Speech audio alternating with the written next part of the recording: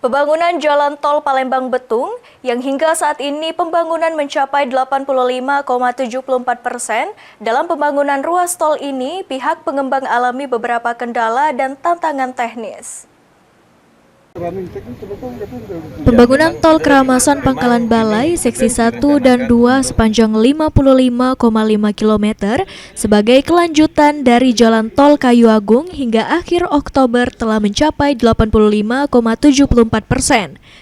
Ruas ini akan menjadi penghubung penting antara gerbang Keramasan dan gerbang tol Pangkalan Balai, sekaligus memperkuat konektivitas di Sumatera Selatan.